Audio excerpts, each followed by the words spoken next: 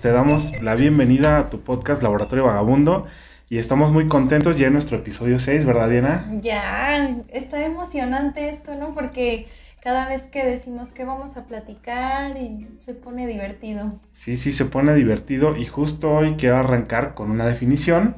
Okay. La droga es toda sustancia terapéutica o no que se introduce en el organismo y es capaz de actuar sobre el sistema nervioso central, provocando una alteración física, psíquica o intelectual. Y todas las drogas pues llevan a cabo un proceso químico.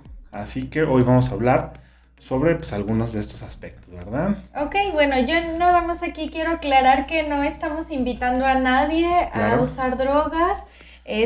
No vamos a decir que son lo máximo, solo queremos más bien ver cuál es la ciencia que hay detrás de ellas en cuanto a su uso. Y bueno, pues yo es que debo decir que no he probado ninguna droga, digamos, de las que están prohibidas. O sea, sí he tomado alcohol, nunca he fumado un cigarro. Y tampoco he probado la marihuana, por ejemplo. Claro. Pero pues tengo algunas anécdotas interesantes al respecto. Y bueno, tenemos amigos que sí que usan la marihuana como con un fin recreativo. Claro. Y pues tú sabes quién eres, te mandamos un saludo. Yo te veo bastante cuerdo, entonces vamos a platicar un poco pues también de eso, porque sé que hay muchos tabús, muchas cosas que a lo mejor no son tan correctas y que por eso es un tema que queremos tratar el día de hoy. Y justo fíjate que la palabra droga está también todavía como un tabú, porque realmente es que muchos medicamentos son drogas. Entonces el decir que es que yo no consumo drogas, bueno, tú no sabes, a lo mejor el medicamento que te estás tomando te altera físicamente, te altera psíquicamente, entonces pues son unas drogas, o sea, eso también, si tomas café estás consumiendo una droga, legal, pero es una droga. Y de hecho algunos medicamentos son controlados justo porque se pueden utilizar como drogas ilegales, entonces bueno, la palabra droga engloba muchísimas cosas, pero justo es eso, la parte en que hay drogas legales y drogas ilegales. Como el café, que justo a mí el problema que tengo con el café es que a mí me da sueño. O sea, yo consumo casi diario 1 o 2 pues tazas de café, pero a mí me produce sueño. Cuando no puedo dormir me produce sueño. Ya lo estuve ahí analizando y es muy peculiar, porque lo que hace el café es que actúa sobre el sistema nervioso y bloquea los receptores de adenosina, si no mal recuerdo. Y la adenosina es la que te hace estar cansado. Entonces la bloquea y hace que pues no te sientas cansado. Cuando termina su acción, cuando se va degradando, cuando se va liberando la cafeína de los sitios, llega como de golpe esta adenosina y hace que te sientas más cansado todavía. Entonces yo la propuesta, la hipótesis que tengo es que a lo mejor consumo demasiado rápido la cafeína, mi cuerpo la degrada demasiado rápido y entonces pues me siento más cansado de lo que al inicio, o sea, pero es rápido, o sea, en unos minutos a mí me da sueño por lo mismo, yo creo que la degrado muy rápidamente y también eso es uno de los temas, a cada quien las drogas les hacen de diferente manera, cada uno tenemos nuestra manera de reaccionar. Yo diría las sustancias en general, ¿no? Hay, por ejemplo, yo sí soy muy sensible a la cafeína.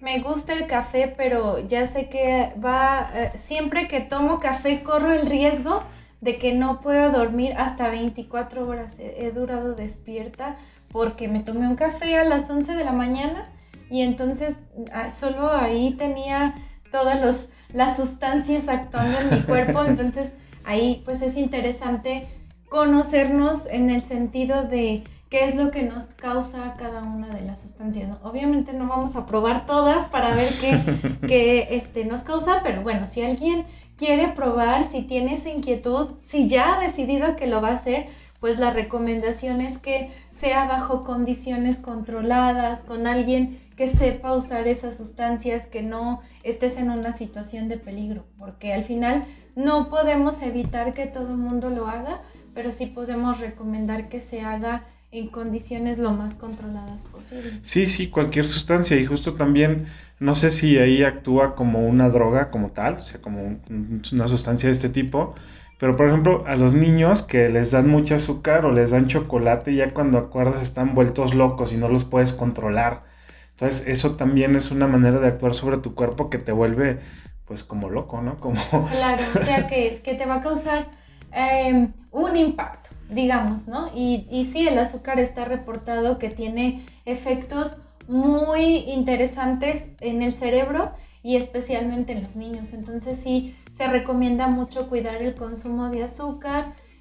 Más que el chocolate, es el azúcar, porque realmente sí. Los productos que encontramos ahora con nombres de chocolates, pues ya realmente son más grasa y azúcar porque el cacao es caro. Entonces el porcentaje que utilizan, si es que lo utilizan, es muy bajito. Sí, porque también eso hay que, pues, que revisar cada vez que consumimos algo, porque también depende pues del tamaño de nuestro cuerpo, de la cantidad de grasa que tenemos en nuestro cuerpo, la manera en la que van a actuar. No es lo mismo el azúcar 10 gramos con un niño que 10 gramos con un adulto, porque ya tenemos la capacidad de procesarlo o para el tamaño de nuestro cuerpo va a ser diferente. De hecho, platicaba con una amiga que trabaja con medicamentos oncológicos, esto es decir, para el cáncer, y dependiendo tu tamaño corporal, tu grasa corporal, es la cantidad de medicamento que te tienen que administrar. Entonces hay que analizar qué tamaño tienes, o sea, qué altura, qué peso tienes para dar una dosis adecuada, porque obviamente hay muchos mecanismos dentro del organismo que van a afectar en cómo va a funcionar, y si tienes alguna afección, si tienes algo que está funcionando distinto, si te estás tomando algún otro medicamento, puede cambiar la manera en que va a afectar cada sustancia en tu cuerpo. Y aquí, bueno, en principio decir que así debería de ser con todos los medicamentos. Exacto. Tú nos podrás contar más porque eres el farmacéutico. Yo llevé algunas materias y recuerdo que nos decían esta parte, incluso hacíamos ejercicios sobre la dosificación en función del peso, de la edad. Incluso hay casos en que hasta el género es importante para poder hacer una dosificación adecuada, porque luego las mujeres tenemos más la cuestión de las hormonas y almacenamos más grasa en el cuerpo. Sin embargo, en México pues hay muy poquitos lugares donde verdaderamente se atiende esta forma adecuada de dosificar los medicamentos. Sí, porque una de las cosas que afecta, justo lo dices, es la grasa corporal, porque hay algunas drogas, algunas sustancias que se disuelven más fácilmente en la grasa, como es el alcohol. Entonces, mientras más cantidad de grasa tengas en tu cuerpo, es más difícil que te emborraches, por ejemplo. Entonces, todo el alcohol se va a ir, o no todo, gran parte se va a ir a la grasa, entonces es más la cantidad de alcohol que puedes soportar. Pero también, pues si tienes un cuerpo más pequeño, pues mientras menos alcohol, pues más rápido te emborrachas. Y en algunos casos, las hormonas, que tenemos diferentes tipos de hormonas y en diferentes concentraciones, eso afecta a algunos procesos bioquímicos dentro de nuestro organismo y hace que algunas drogas, algunas sustancias se trabajen de manera distinta, que puede generar otros, ¿cómo se llaman? Metabolitos, otras moléculas distintas que va a hacer que funcionen o no funcionen o funcionen de manera distinta. Entonces es algo que tienes que estudiar muy a profundidad, y no el hecho de que seas ya farmacéutico o el hecho de que seas médico vas a saber todo, claro, porque generalmente van a los libros o van a revisar cómo funciona, pues para poder darlo. Cuando es una enfermedad muy común, pues ya saben cómo dar paracetamol. Bueno, no es cierto, no siempre dan paracetamol, pero ya saben como qué recetar. Claro. Pero ya cuando es algo muy específico, sí van a los libros, sí van a revisar, o si ya lo traen de memoria lo pueden recetar, pero hay que analizar un montón de cosas en cada enfermedad. A veces es más rápido, mira, tómate esto y ya te vas a aliviar, y los efectos van a ser como menores. Entonces, bueno, eso ya se tiene como bien revisado, pero cuando son otro tipo de drogas, otro tipo de sustancias, pues sí hay que ir revisando eso, ¿no? Porque claro, no sabemos qué va a suceder. Antes de irnos a estas drogas que son un poco más de cuidado, digamos, el alcohol también es de cuidado. Sin embargo, pues tenemos esta situación de que es muy accesible en todos lados, está muy normalizado. Y bueno, hablando de las sustancias, o de las moléculas que tenemos en el cuerpo y que nos ayudan a degradarlo. Ya decías tú, en función del tamaño del cuerpo, pues se va a degradar, pero hay algo que platicamos siempre en las clases de bioquímica y que quiero aprovechar para mandar saludos a mis estudiantes de medicina y de nutrición, pues es que tenemos en el hígado una enzima que se llama la alcohol deshidrogenasa. Y algo bien interesante que es importante que sepas, independientemente a qué te dediques, pues es que el hígado es el gran laboratorio del cuerpo, ¿no? Y es importante que lo sepamos, que cuidemos a nuestro hígado. Se hacen muchas bromas en cuanto a que otro hígado para poder beber más o cosas así, pero realmente es que hace un trabajo bien importante. Más adelante vamos a retomarlo, pero una parte de ese trabajo justo es que le llegan las sustancias y entonces hace las labores para descomponerlas, para biotransformarlas, y en ese sentido la alcohol deshidrogenasa pues es una enzima que va a actuar como una tijera para cortar el alcohol, digamos, para irlo degradando. Y entonces resulta que hay estudios que hablan de que la alcohol deshidrogenasa se produce en diferentes proporciones o en diferentes cantidades según la raza. Entonces, los latinos tenemos una mayor producción de alcohol deshidrogenasa y por eso los asiáticos, por ejemplo, no se pueden poner a las competencias con los latinos en cuestión de beber alcohol porque pues no tienen esa molécula en la cantidad suficiente para resultar vencedores. Entonces, aquí es bien interesante conocer que hay diferentes procesos en los que están diferentes moléculas involucradas, ¿no? Por ejemplo, ahorita la alcohol deshidrogenasa. Sí, justo eso tiene que ver mucho con la resistencia. Uno dice, es que ya perdí condición cuando dejas de tomar un tiempo y luego vuelves y te emborrachas más rápido que antes.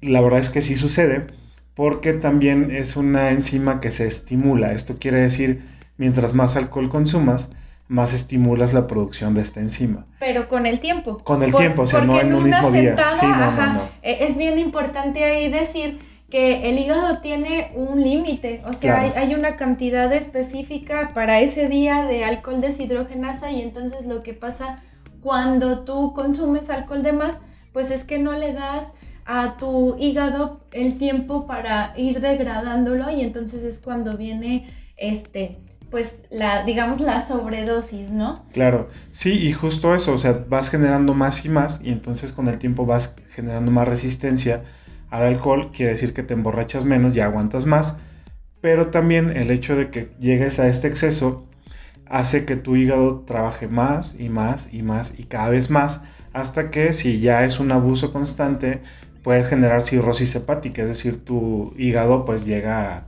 ya no poder trabajar de tanto que lo hiciste trabajar pues degradando el alcohol. Entonces también hay muchos efectos adversos de querer hacer o tener más rendimiento, ¿no? Además de todo lo que implica la intoxicación por alcohol.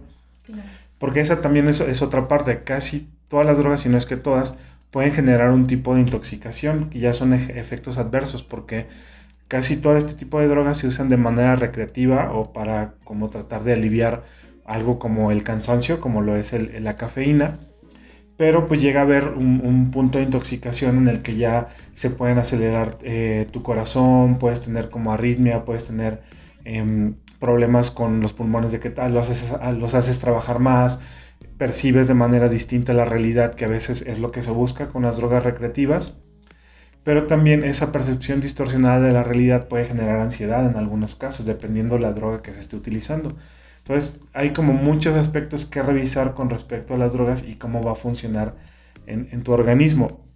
Hay un sinfín de drogas, hay un sinfín de sustancias que se utilizan, y pues muchas legales como lo es el alcohol, y algunas otras ilegales, que justo llegamos a un punto que ya se está analizando la posibilidad de hacer legal la marihuana como uso recreativo, porque en México sigue siendo ilegal, no el consumo, creo que por ahí hay un vacío legal, pero sí la venta y el transporte y todo este tipo de acciones que conllevan alrededor, como la siembra también es ilegal hasta este momento, Bueno, por ahí se está discutiendo en la Cámara de Diputados, en el Senado, si se aprueba o no. Parece que ya se aprobó, pero hubo tantos cambios que no se sabe bien a ciencia cierta qué está sucediendo. Pero sí hay un vacío legal en que tú puedes consumir y puedes portar hasta cierta cantidad como nada más para el consumo, pero no puedes venderla, no puedes como transportar grandes cantidades. Eso es lo que la hace ilegal. Tiene algunos efectos. Algo que me llamó mucho la atención fue justo en esta discusión que se estaba teniendo en la Cámara de Diputados, que una diputada priista, no recuerdo el nombre, ni siquiera lo noté. Lo que me pareció muy interesante fue unas declaraciones que dio en este marco de si sí o si no, y fue que dijo, al pasar por el hígado se potencializa la potencia en un mayor grado. Entonces, bueno, a lo mejor fue redundante, pero lo que sí es importante ver es esto que dijo, de que al pasar por el hígado se potencializa. Cosa que, si tú lo revisas, tiene que ver con esto que decías de pasa por el hígado y se degrada o no. Algunas drogas se hacen con la idea de que pasen por el hígado y entonces su metabolito, cómo se descompone, es lo que es activo. Es decir, pasan como algo que no es activo en el organismo. Una vez que entran al hígado y se descomponen, lo que se descompone es activo y entonces eso es lo que se busca. En el caso del tetrahidrocannabinol, que es la sustancia activa de la marihuana, una de las sustancias activas, se descompone en el hígado, o sea, entonces no puede pasar esto de que se potencializa. Y esto tú lo puedes ver muy común en cualquier medicamento que usas, tiene diferentes vías de administración, que esto es como te la tomas. Bueno, te la tomas o te la inyectan. Si o te la comes. O te la comes, exactamente, o la inhalas, o hacen como vaporizaciones, y entonces dependiendo tú dónde quieres que llegue, es donde te la tienes que poner. Y justo algunas se inyectan o se ponen en diferentes zonas porque se quiere evitar que pasen por el hígado. Si pasan por el hígado, algunas se degradan y ya no llegan a su punto final. Esto es el efecto del primer paso por el hígado. O sea, se van a descomponer y ya no llegan, y esto le pasa a la marihuana. Entonces, pues por ahí es que antes de dar declaraciones de este tipo, sería interesante pues leer que esto que dices no pasa o sí pasa. Entonces, ya partiendo de ahí es como hay mucha desinformación al respecto. Claro. Obviamente no estamos diciendo si es bueno o malo consumirlo, solamente para tomar buenas decisiones hay que analizar qué está pasando. Justo, si ya vas a tomar la decisión de que la quieres probar o que la vas a consumir, pues que tengas todos los elementos para saber qué puede pasar y cuáles son las mejores condiciones en las que lo puedes hacer, ¿no? Pero sabemos pues que hay muchas personas que comentan a la ligera que pues está muy satanizado el uso de la marihuana, pero bueno, luego hay cuestiones que a mí me llaman mucho la atención, por ejemplo, cómo lo usan para desencadenar procesos creativos. No he visto ningún estudio al respecto, no puedo decir que realmente funciona, pero lo he visto por ahí, que hay quien dice, y pasa en los raperos, es creo que donde más lo he visto porque ellos no tienen problemas en declararlo abiertamente, que dicen, bueno, pues un churrito y entonces sale la inspiración y sale la creatividad, ¿no? Entonces creo que es interesante ver por ahí estudios. Algo que a mí también me ha llamado mucho la atención recientemente es que vemos más la cuestión de que comercializan algunos de las moléculas principales de la marihuana como en forma de aceites. Sí. Ahorita seguramente nos vas a contar por qué. Un poquito. Pero también, curiosamente, pues ahorita que estamos con nuestro curso de cosmética, al que están todos invitados, he visto por ahí que hay cursos donde especialmente se hacen cosméticos con estas moléculas, pero dado que las regulaciones todavía no están listas y que pues sigue siendo un tema como un poquillo prohibido, hasta he visto que escriben diferente el nombre de las moléculas para que no vaya a haber por ahí problemas de que se cancelen, de que se bloqueen las publicaciones en las redes sociales, pero me llama la atención cómo cada vez vemos más, ¿no? Estos productos, un poco, sí, información sobre su uso, pero ahí, claro, la advertencia es a tener un pensamiento muy crítico y muy analítico, porque también llega el punto en que todo el mundo sabe y todo el mundo vende, ¿no? Sí. Entonces hay que buscar un poco más, hay que indagar en las investigaciones, hay que buscar que sean personas que de verdad conozcan del tema para poder seguirles en la información que están proporcionando. Sí, porque justo otra de las cosas que dice es que con 3 mordidas de un panque de chocolate con 550 miligramos de marihuana, pero dice de concentrado de THC, una persona podría estar en un viaje durante 4 días. Y bueno, está como raro porque pues o es marihuana 500 miligramos o es concentrado de THC. Yo la verdad es que nunca he consumido una droga ilegal. Sí consumí alcohol y sí consumía tabaco, pero bueno, ya cada vez menos, entonces yo creo que cada vez tengo menos alcohol deshidrogenasa. Pero lo que sí es que revisé algunas recetas para la fabricación de brownies de marihuana, y es que pues más o menos tienen 500 miligramos de marihuana por brownie. Okay. Pero no toda la marihuana es THC. No encontré el contenido exacto de THC, que es tetrahidrocannabinol, que es la sustancia activa. Pero no todo eso, o sea, tendrá una concentración muy baja, y también dependiendo, como todas las sustancias naturales, dependiendo la fecha en que tú la cosechas, las condiciones de riego, la temporada del año, todo eso influye en la cantidad de THC, entonces no puedes aseverar cuánto contenido tiene. ¿Y cuánto se necesita para un viaje? Pues no sé, no estoy seguro, o sea, depende de cada persona, pero lo que sí he visto es que si tienes eso, medio miligramo, pues dura unas horas, o sea, medio gramo, que es lo que se dice, dura como unas horas, no 4 días, y aparte si tú le das 3 mordidas, pues no te vas a consumir estos 550 miligramos, o sea, te va a durar solamente unas horas. Sí, y aquí aclaración, no estamos diciendo que consumas más, simplemente quisimos analizar esas declaraciones que se hicieron. Sí, entonces, bueno, está como raro, pero lo que sí es que ya basándonos en los artículos científicos, es que justo se fuma porque tiene mayor cantidad de biodisponibilidad. La biodisponibilidad es la cantidad real que tú tienes disponible para un efecto, sea terapéutico o sea pues sedante o el efecto que cause, ¿no? O sea, en este caso, pues es como relajante. Uh-huh. Y aquí, bueno, nada más quiero dejar un datito sobre la biodisponibilidad, porque pasa con cualquier sustancia que tú consumas, una parte se va a transformar y otra parte se va a ir al drenaje, o sea, la vas a sacar tal cual entró. Sí. Y bueno, solo como brevario, pues se ha descubierto que muchos medicamentos que consumimos y que luego se fueron en el drenaje, pues tienen por ahí algún impacto ambiental sobre los organismos pequeños. Entonces es bien importante ser responsables en el sentido del consumo de sustancias, tanto por nosotros como si estamos buscando no impactar el medio ambiente, ¿verdad? Claro, sí, justo eso, porque pues se encuentra la biodisponibilidad de tetrahidrocannabinol es solamente del 10 al 35%, es decir, todos esos miligramos que dicen, pues no llegan todos.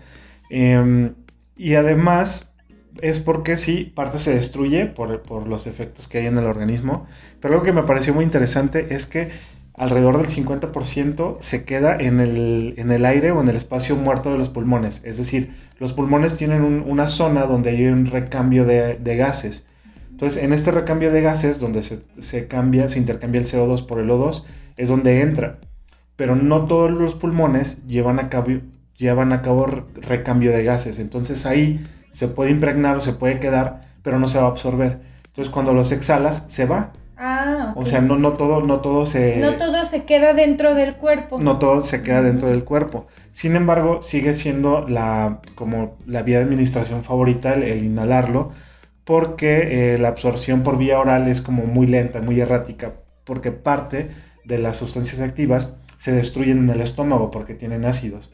Entonces se destruyen, pues queda más reducida la concentración, y una vez que pasan al hígado, pues se reduce más. Entonces oralmente pues dura menos, y además que por vía oral es más lenta la aparición de los efectos. Entonces se sigue prefiriendo ¿cómo se llama? Pues fumarlo. Entonces, un brownie, pues sí te pega, pero pues pega menos que si fumaras. Yo siento mucha curiosidad, entonces, alguien que sepa cuánto dura, ¿Cuánto te dura? Aunque sea por inbox. Si no se quieren quemar y no quieren ponerlo en público, cuéntenme en inbox cuánto dura si te comes un brownie, cuánto dura si fumas, porque pues tengo curiosidad, pero no es algo que quiera experimentar. Entonces, claro. Bueno, si me platican, con eso tendré suficiente. Pues sí, y justo es que la cannabis sativa, que es la planta de la que se extrae, es la marihuana, contiene más de 420 compuestos y 60 de estos son llamados cannabinoides, que son los activos,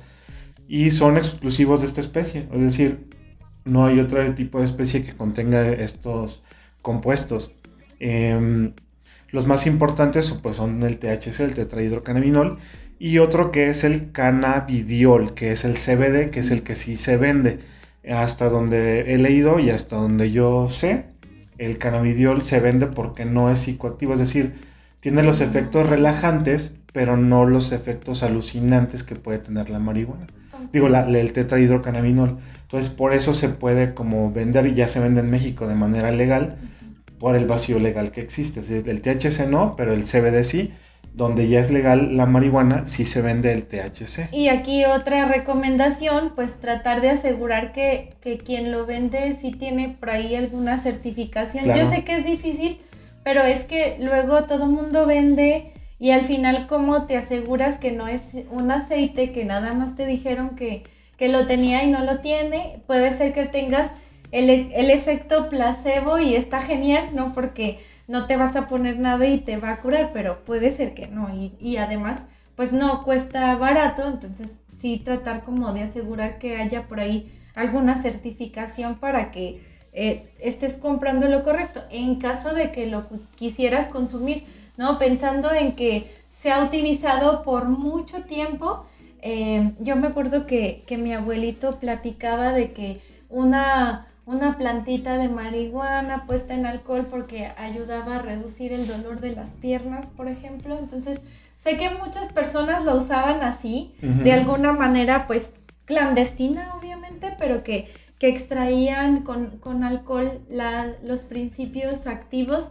Y bueno, ahí a mí me da curiosidad si no se absorbe por la piel, que pudiera, o sea, la parte psicoactiva, si poniéndotela en las piernas, curtidita con alcohol, tuviera algún efecto en sistema nervioso, no lo sé. Sí, hasta donde alcancé a leer es que sí, porque el sistema nervioso central, que está en todo el cuerpo, ahí en todos lados hay terminaciones nerviosas, tiene receptores específicos para este tipo de sustancias y está homogéneamente distribuido en todo el cuerpo, es decir, en todo el cuerpo tenemos receptores de este tipo. Uh-huh. Entonces por eso es que sí podrían afectar, aunque la absorción por piel es mucho menor.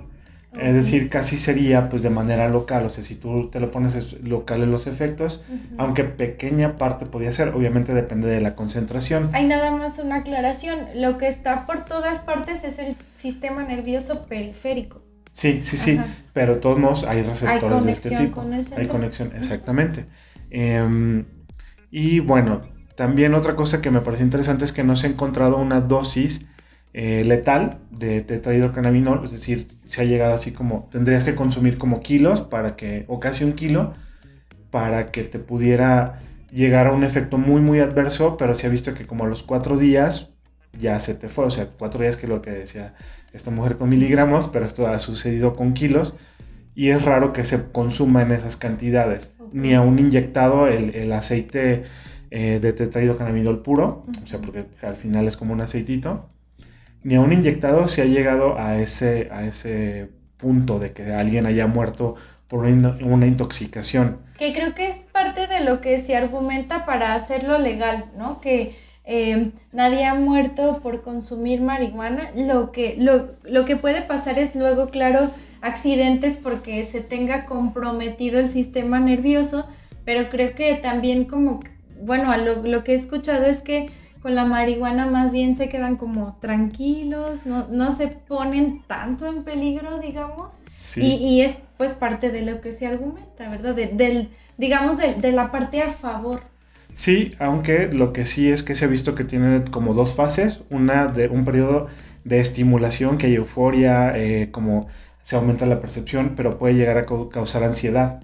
Entonces, como que en este punto se agudizan algunos problemas que pueden ser psicológicos, como la esquizofrenia, y se le atribuye como que aumenta las tasas de suicidio, aunque no se ha visto que la gente que consuma y que no tenga como un problema previo llegue a suicidarse, o que aunque tengan un problema lleguen a suicidarse, o sea, no como con otro tipo de drogas, pero sí que pueden aumentar las afecciones psicológicas por justo esto de que pues aumenta la ansiedad, y después sigue un periodo de sedación, de relajación o somnolencia, que también hay sueños así, que es cuando pues, llegan todos locos, lo que dicen, y se produce una agudización de las percepciones visuales, auditivas y táctiles, es decir, empiezan a sentir cosas distintas, y también hay una distorsión del tiempo y del espacio, o sea, como que se siente que el tiempo pues pasa más rápido, pasa más lento, y cuando hay alguien como más inexperto, o sea, que no tiene esa idea de cómo le afecta a su cuerpo, puede llegar a dosis elevadas y pues tener ansiedad, disforia, paranoia, pánico, que es a lo que comúnmente se le conoce como la pálida. O sea, que dicen, ya me dio la pálida y se empiezan a poner todos tensos, es justo esto, porque puede causar este tipo de acciones, o sea, que te pones como mal de, no, es que me va a pasar algo, me voy a morir, y por ahí hay un video también de comedia de que empieza a cantar como canciones religiosas porque siente que invocar a Dios le va a cuidar de esto. Pero lo que sí es cierto es que pues desaparecen estos efectos en algunas horas, y generalmente pues no se necesita ningún tratamiento. Lo que sí se ha visto es que da una sensación como de aumento de apetito, y esto se ha utilizado en algunos casos como de anorexia, y cuando tienen alguna otra afección que causa que no tengas apetito, el consumo de este tipo de drogas, de sustancias, ocasiona que te dé hambre. Entonces, pues por lo mismo de que le llaman el monchis, se utiliza el monchis como en este tipo de procesos, o sea, sí llega a suceder. Es bien interesante, ¿no? Cómo se estudia para bastantes cosas en cuestión de salud, o sea, para remediar como por sus efectos terapéuticos, y es lo que platicábamos, pues hay muchas sustancias así que en cantidades medidas, en condiciones controladas, pueden tener efectos buenos en la salud, pero el problema pues es cuando se abusa de su consumo, o cuando a lo mejor no las necesitas y se tiene esta idea de que es que si no la consumes no la armas, no eres creativo, no lo sé, no tengo tanto conocimiento al respecto, pero pues es interesante ver si realmente es que se desencadenan esos procesos, o si al final del día es como otra, o sea, como tener tu cojín de la suerte y saber que con ese vas a hacer las cosas bien, ¿verdad? Entonces, bueno, no lo sé, es la percepción que tengo al respecto. Fíjate que ahí no sabría, porque no necesariamente el que se consuma alguna sustancia te vuelve creativo o no, porque si tienes esta percepción distorsionada de la realidad, pues hace como que no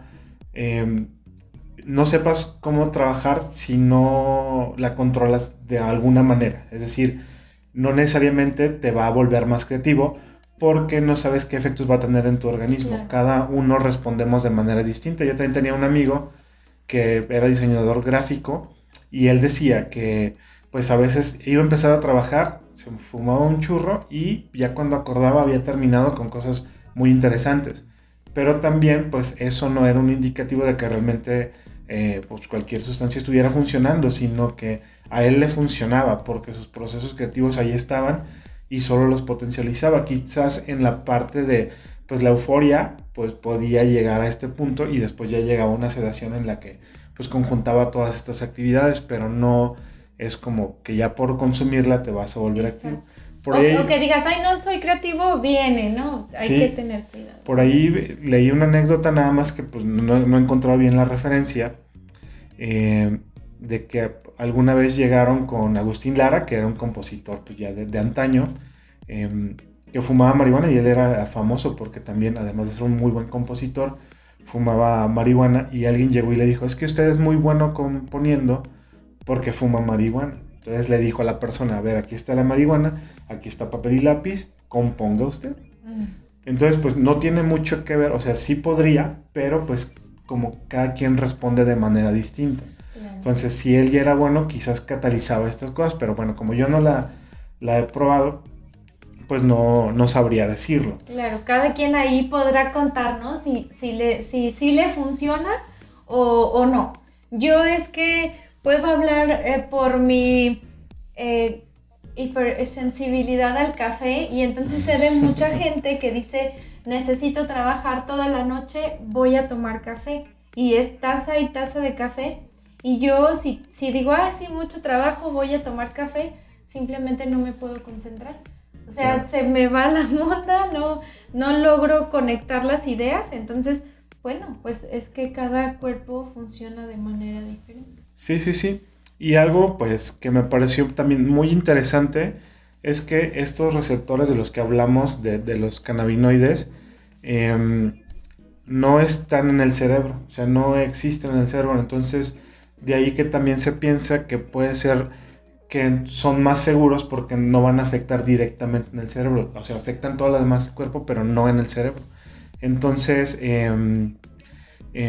es como más seguro porque no afectan la respiración ni la función cardiovascular. O sea, justo lo que está en el cerebro no se ve afectado y entonces pues puede seguir respirando y funcionando de manera adecuada. Entonces, es una de las partes a las que se le atribuyen la seguridad de los cannabinoides.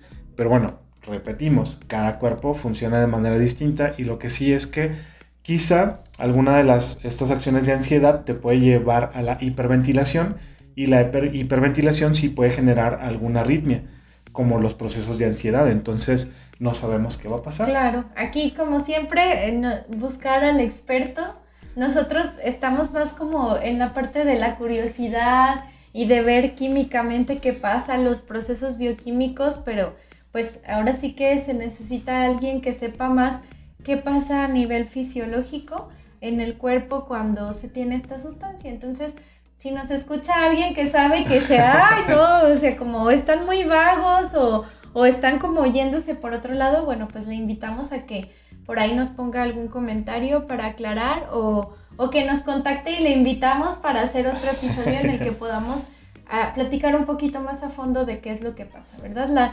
La idea de este podcast pues fue como retomar esa parte de las declaraciones que se hicieron. Creo que desde nuestro punto de vista de la docencia, pues también fue ver como los números que se estaban manejando, la cuestión de las concentraciones, pues como que no daba, ¿no? Porque luego hacemos estas concentraciones por kilogramo de peso, cuántos miligramos del THC y entonces pues, no daban los números. Entonces sí, por ahí quisimos retomar. Sí, a lo mejor vas a tener alguna clase de cálculos de concentraciones, de factores de conversión y todo eso, pues podrías escribirnos para pasarte los artículos en lo que está la página, todavía sigue en construcción. De farmacología, creo que las primeras prácticas tienen que ver justo con esto de las concentraciones. Entonces pues nos puedes escribir para pasarte los artículos y que tú pues los vayas leyendo. Algo que me parece muy interesante y justo como lo mencionas es que o sea, esto lo saqué de algunos artículos científicos, pero los artículos que ves en la prensa o son muy a favor o son muy en contra. Casi muy pocos se ponen como en un punto intermedio y dan como las dos vertientes. Siempre hay artículos que dan conclusiones satisfactorias y siempre hay artículos que dicen, oye, no deberíamos usarlos. Los artículos más serios siempre terminan diciendo, necesitamos seguir estudiando este tipo de actividades, porque hay estudios tanto de efectos psicológicos, efectos neurológicos, efectos sociológicos, sociales. Entonces, pues es como muy interesante cómo se han hecho estos estudios, pero la gran mayoría de los que son más serios siempre dicen, necesitamos seguir estudiando, porque por ahí hay alguno que se ha encontrado que es ligeramente menor el riesgo de afecciones en el pulmón con cannabis que con tabaco. Entonces, pues tú puedes decir, no, pues mejor fumo cannabis, pero también el problema es ese, que a lo mejor es un artículo de 100, pero pues tienes que seguir revisando, ¿no? Y tienes que seguir viendo sobre todo, pues que se necesita más investigación. Sí. Aunque ese dato me parece que tiene sentido si recordamos los reportes que hay sobre las sustancias que vas a encontrar en el tabaco, que no nada más es la nicotina, sino hay algunos reportes que dicen que incluso puedes encontrar trazas de talio, o sea, cantidades muy pequeñitas, pero el talio se usa como en la parte de los venenos para ratas. Entonces, tiene sentido pensando en que el cultivo del cannabis y la elaboración del churro pues es más artesanal, ¿no? No hay como todos esos procesos que podrían contaminar. Sin embargo, pues igual, no, nuestra conclusión es estúdiale, busca estos artículos serios que menciona Genaro, que luego pues en Google académico es donde podemos más o menos darnos idea de las investigaciones que tienen, pues digamos, medidas más rigurosas para ver lo que quieren investigar. ¿O dónde más recomendarías buscar? Fíjate que pues hay muchas revistas y muchos buscadores más científicos. Sin embargo, casi todas son de paga, ¿no? Entonces, si queremos algo de libre acceso, sí recomiendo Google Académico porque puedes encontrar muchos artículos justo de libre acceso y no porque sean de libre acceso son de menor calidad. Solamente hay que revisar porque algunos, al final, hay una declaratoria de si tienen los autores algún conflicto de interés y eso me pareció muy interesante porque hay algunos estudios que los desarrollan empresas que se dedican a la venta. Entonces ahí dicen, aquí puede haber un conflicto de interés por este autor y los demás no tenemos injerencia en las empresas. Entonces revisar todo hasta la declaratoria de conflicto de interés, eso es muy interesante. Que creo que difícilmente alguien va a decir sí tengo conflicto de interés, ¿no? Creo que si son serios están obligados a decirlo, sí, dónde trabajan. Ok, o sea, pero vamos, que no es tan evidente, no lo van a hacer tan evidente. No. Porque ya sabemos que cuando hay conflicto de interés, pues normalmente los estudios están de encargo. Sí, son por encargo. Por ejemplo, el otro día leía que se quiso hacer una propaganda en contra de la grasa y entonces fue que empezaron a hacer esta publicidad de que se hacía la arteriosclerosis, o sea que la grasa se acumulaba en las venas, pero el azúcar tiene una participación bien importante. Pero como no interesaba echarle tierra al azúcar, entonces el azúcar quedó por fuera del estudio. Entonces así puede haber estudios que tengan conflicto de interés, y yo creo que no lo van a decir, pero bueno, es importante ver esa parte de la declaratoria porque así se puede asegurar que verdaderamente las personas que hicieron el estudio pues no estaban como por encargo, ¿no? Sí. Y a mí me gustaría recomendar la revista Cómo Ves, que es una revista de divulgación de la UNAM y yo la uso cuando quiero ver un tema de agenda o que me parece como un tema delicado, ¿no? Por ejemplo, pues para cuando diseñamos contenidos para primaria y secundaria que hay que abordar temas de situaciones de riesgo entre las que se encuentran la drogadicción y las cosas relacionadas a la sexualidad, pues la revista Cómo Ves tiene textos muy interesantes en los que pues generalmente son escritos o por divulgadores de ciencia o personas que están haciendo investigación, entonces hacen como referencia a estudios que se han realizado o a cosas que ya están probadas. Entonces mi recomendación para los docentes que nos escuchan es que puedan ver en Cómo Ves si encuentran algún texto que les parezca interesante. Por ahí hay alguno sobre drogas que les pusimos a niños de quinto de primaria justo porque explicaba, porque sabemos que es la edad en la que empiezan como a querer ver qué onda y porque explicaba a lo que se iban a exponer si decidían probar alguna droga. Entonces eso es interesante.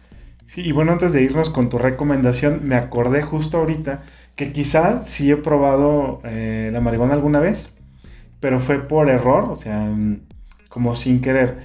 Resulta, pues yo estaba en España y en España se usa mucho el tabaco de liar, le llaman, es decir, se hacen su churro de tabaco. Entonces, tú la primera vez que lo ves puedes imaginar que están haciendo un churro de marihuana, pero no, es de tabaco. Entonces, en alguna fiesta me ofrecieron pues un churro Y yo pensaba que era de tabaco, y como tabaco en ese tiempo sí consumía, pues dije que sí.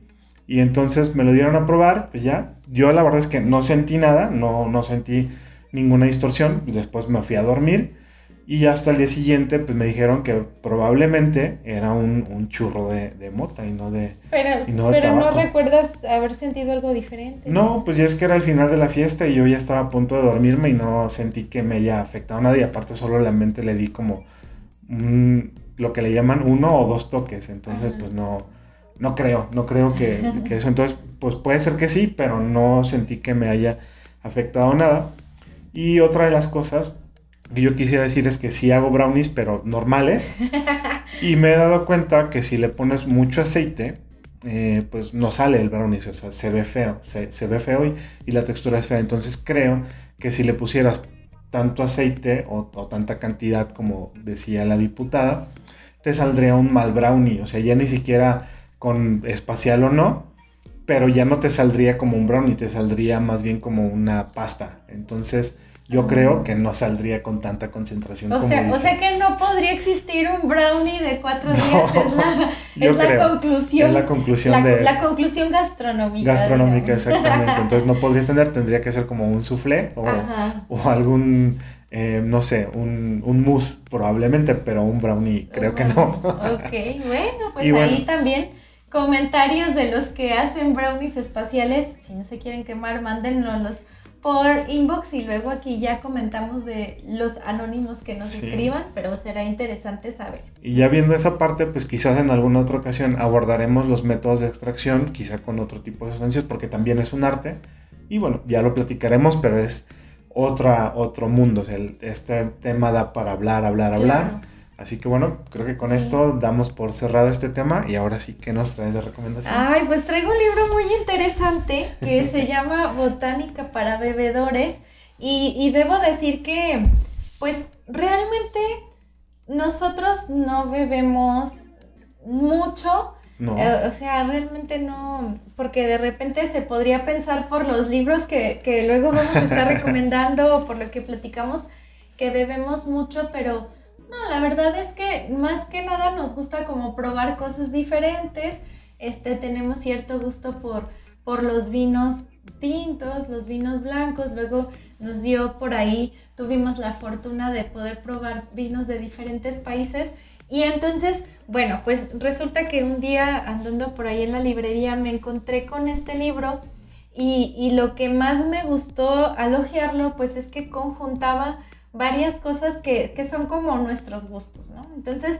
el libro tiene 3 partes bien interesantes que es como la historia del desarrollo de diferentes bebidas en distintas partes del mundo, no nada más vinos, sino cuestiones de cócteles o lo que le llaman los espíritus, que es más como las bebidas que se hacían en la antigüedad en diferentes pueblos. Y algo bien interesante es que dice, al final toda bebida alcohólica tiene un componente vegetal. Y sí, ya ¿cierto? sea que venga de la caña, del agave, de la uva, o sea, viene de algo vegetal. Entonces está muy interesante cómo habla de esa parte. Tiene recetas de diferentes bebidas que involucran pues plantas, flores, frutos. Y entonces la tercera parte tiene que ver con el cultivo de estas flores o frutos y el lugar donde se dan mejor, si tú las quieres cultivar, bajo qué condiciones las debes de tener. Entonces es un libro muy interesante. Creo que al inicio sí fue como por el, ok, quiero conocer otras bebidas, pero ya cuando lo leí, pues fue más por conocer como diferentes secretos, ¿no? Y de por qué un vino sabe así y por qué le debes de poner en este orden los ingredientes a cierto cóctel, pero también, ok, quieres tener la plantita, pues entonces debes de cuidar estas características. Entonces, para quien tenga por ahí interés en las plantas y luego en darles un uso en las bebidas, pues es un libro muy interesante. sí, porque a lo mejor puedes ver ahí procesos de métodos de extracción, Claro. algunos mezclas de compuestos, solubilidades también puede ser. Y pues sí, está bien interesante. Creo que sería la siguiente etapa porque parte del home office nos llevó a hacer como horneados, o sea, Claro. fue primero experimentar con las cosas de la cocina, cosas que no habíamos hecho, como el arroz, ya no sale bien el arroz, después el horneado, y creo que la siguiente etapa que sigue, pues será con la botánica para bebidas, así que Claro. pues bueno, genial la recomendación, tanto para quien le guste la bebida, si quieres tener un jardín, o si lo quieres aplicar en casa y justo para el laboratorio en casa, pues está perfecto. Claro, o en clases, sí, en laboratorio en casa, o incluso para atraer la atención de los estudiantes, ¿no? Hubo una vez que yo, esta anécdota me gusta recordar eso porque tenía por ahí unos estudiantes, no voy a decir la carrera, pero también ustedes saben quiénes son, que yo decía, híjole, ¿cómo le hago para atraer su atención? Teníamos que ver grupos de química orgánica y yo decía, es que está lejos de la realidad que ellos tienen, y era siempre el cuestionamiento de por qué llevaban química si sentían que nunca la iban a necesitar. Y yo dije, ok, sienten muy lejana la química, pero sí sé algo que sí conocen, que son las drogas, ¿no? Y entonces dije, tráiganse las moléculas de las drogas, vamos a analizar qué grupos tienen. Y entonces logré que estuvieran motivados, que se dibujaran las moléculas. No fue darles ideas porque no hablamos nada de lo que platicamos aquí sobre qué causa, no sé, sobre si tienen efectos benéficos, sino fue verdaderamente el estudio estructural. Y ellos como que se metieron, como dijeron, bueno, sí, esto sí lo conocemos, y les pareció interesante ver cómo se veía desde el punto de vista de la química. Claro. Entonces, bueno, dejo por aquí esa historia. Sé que no en cualquier institución va a ser bien visto esto, pero es una idea de cómo lo importante es que traigamos cosas que son de su realidad inmediata para que podamos engancharlos en esas cosas que no son tan sexys como que a veces tengan que aprenderse la nomenclatura. Claro, y no necesariamente tendrá que ver con drogas, porque puede ser que estés en un lugar distinto y a lo mejor les interesa saber por qué la herbolaria funciona, ¿no? Entonces, pues justo esto pues sirve para aplicarlo de muchísimas maneras. Y pues bien, qué interesante. Con esto creo que vamos cerrando. Si acaso solo como alguna aclaratoria con respecto al episodio pasado, que justo nos escribieron algunos amigos, y es que para nosotros pareció como un poquito neutral, pero para algunos oídos parecía que pensábamos que la energía nuclear era como mala. Nuestra intención no era dejarla como mala, sino hacer ver que ninguna energía es limpia por completo, claro, sino que tenemos que analizar qué es lo mejor para nosotros. Y que sí tiene mucho potencial la energía nuclear, y que a mí lo que me sorprendió es que nada más hubiera una sola planta en México, ¿no? Entonces eso es algo que pues quisiéramos solamente aclarar en ese sentido. Sí, claro, o sea, aquí como pues sí tener esa observación de que tomamos un tema porque a lo mejor empata agenda y entonces abordamos lo que conocemos de él, pero siempre la idea es como tener la posición lo más neutral posible, pero dar la información para que ya la gente pueda hacerse la idea o simplemente como dar el buscapié, ¿no? Aquí la invitación, y quiero aprovechar esto como para cerrar el episodio de hoy, queremos dejarte la información para que tú puedas tomar tus propias decisiones, ¿no? Entonces por eso yo decía, bueno, yo no la he probado, no tengo interés, pero sé que hay quien le gusta, y entonces tampoco es mi intención decir, no, nunca lo hagas, es malísimo, sino ten toda la información que necesites para tomar tus decisiones. Claro, justo eso. Entonces, bueno, cualquier tema que quieran que platiquemos o cualquier aclaración que quieran tener, cualquier cosa que ustedes tengan alguna duda, pues nos pueden escribir sin ningún problema y lo podemos abordar ahí directamente, o si es un tema muy interesante y necesitamos darle más tiempo, pues quizás se convierta en un tema de episodio para este podcast. Sí, entonces pues, puede que estés de acuerdo, puede que no, pero igual queremos saberlo en ambos casos. Y pues muchas gracias a Víctor, que por ahí nos ayudó a complementar sobre las aplicaciones de la radioactividad, y pues muchas gracias. Nos gusta mucho conocer sus opiniones, ya sea en público o en privado, pero nos da mucha emoción saber que nos están escuchando, entonces muchas gracias por ello. Así que bueno, si no hay nada más que agregar por esta ocasión, pues nos escuchamos la próxima semana. Hasta luego.